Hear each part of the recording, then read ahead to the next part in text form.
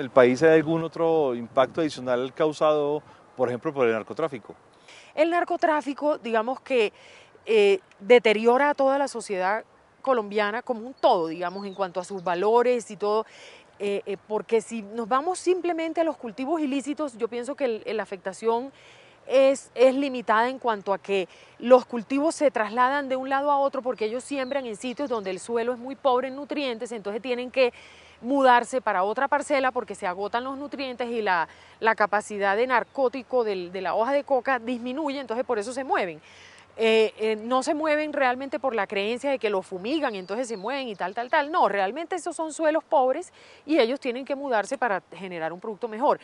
Pero el narcotráfico yo pienso que genera un daño ambiental es en cuanto a que produce una sociedad consumista, que no tiene límites, digamos, en cuanto a que hay que saber que debemos estar sintonizados con el ahorro y uso eficiente de energía, con el ahorro y uso eficiente de agua, digamos, con una cultura mucho más austera, en donde se conserven los valores naturales, pues la cultura del narcotráfico no está sintonizada con eso.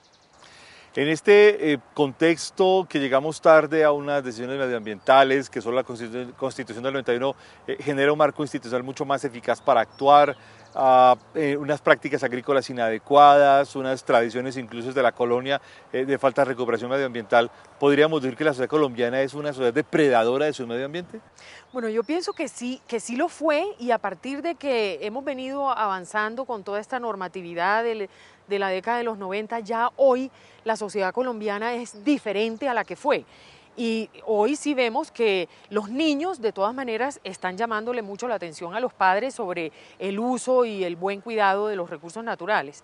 Entonces, debemos reconocer nuestro pasado en cuanto a que yo sí creo que fuimos y hay una cosa muy interesante, uno aquí en Colombia sale a cualquier paraje y los animales salen corriendo.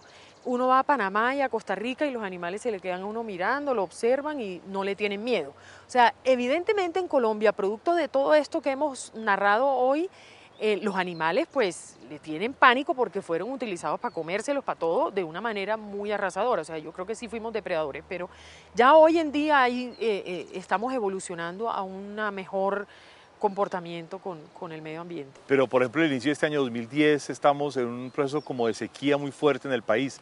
¿Qué tanto ha afectado el tema de aguas, el tema de recuperación y mantenimiento de aguas?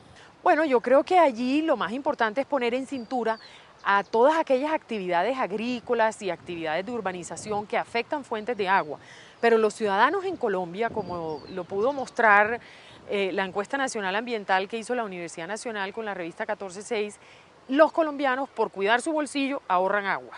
No importa que la razón sea por cuidar su bolsillo, lo importante es que realmente hay papa en los páramos, hay otras condiciones de uso del suelo, de pronto de grandes procesos, de pronto mineros, en sitios donde no debe ser, de minería ilegal o de estas actividades agrícolas en páramos o de urbanización en sitios de cuencas abastecedoras o de municipios que no han cumplido con la ley.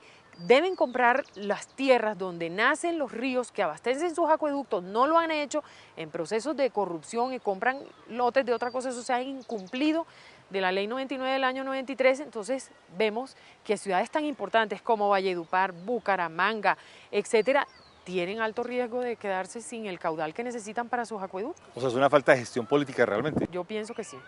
Por tanto, el tema medioambiental puede ser recuperable, pero ¿cuáles son las condiciones para que esto sea de alguna manera garantizar, una condición de garantizar cosas como el agua o la estructura vegetal a mediano plazo?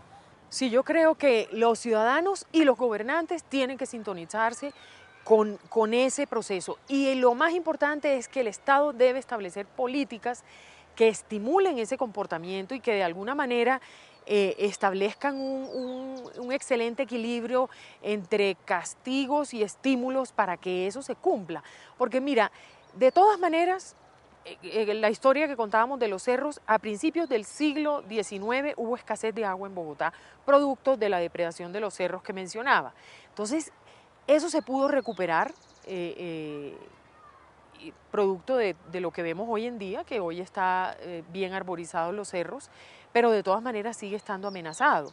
Entonces, tiene que haber políticas de Estado y también un comportamiento ciudadano responsable con el medio ambiente. Y finalmente, doctora Rodríguez, en el contexto del tema que se ha venido debatiendo mundialmente, el cambio climático, ¿cuál es la situación de Colombia frente a esta problemática? Bueno, Colombia tiene una valoración a nivel internacional por varios elementos. Primero, Colombia tiene una arquitectura institucional ambiental descentralizada que merece el reconocimiento de muchísimos países porque en otros es centralizada y aquí está más cerca del ciudadano. De otra parte, Colombia tiene zonas protegidas inmensas de su territorio que permite protegerlas de la depredación ambiental, que son el 12% del territorio son parques nacionales naturales. También están los resguardos indígenas y están los territorios colectivos afrocolombianos que de alguna manera tienen una protección ambiental. Eso también es reconocido a nivel internacional, pero de otra parte, en el caso, digamos, de su aporte a las emisiones de carbono, Colombia per cápita, digamos, está de los más bajos en el concierto de los países en desarrollo. Igualmente, en la cumbre de Copenhague tuvo la iniciativa Colombia de este tema de la remuneración por la deforestación evitada, que le va a permitir a comunidades recibir ingresos por dejar de deforestar, y eso va a ser pues muy importante y Colombia fue reconocida por impulsar ese tema en la cumbre de Copenhague, de manera que a nivel internacional nosotros estamos, digamos, en un buen lugar en este tema. Pero eso nos podría permitir tener unas políticas más activas de recuperación medioambiental.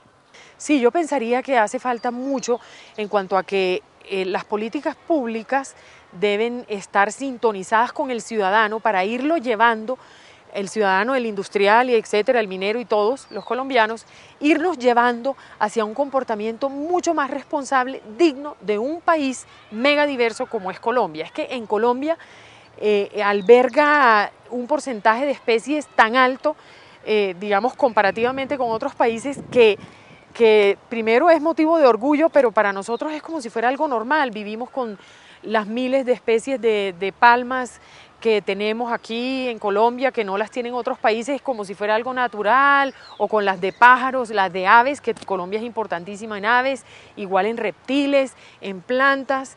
Es tan importante lo que hizo el profesor José Celestino Mutis, que él logró caracterizar casi la mitad de las especies de plantas que tiene Colombia, que está entre 45.000 y 65.000 plantas, y él caracterizó más de 20.000 que están en la Universidad Nacional.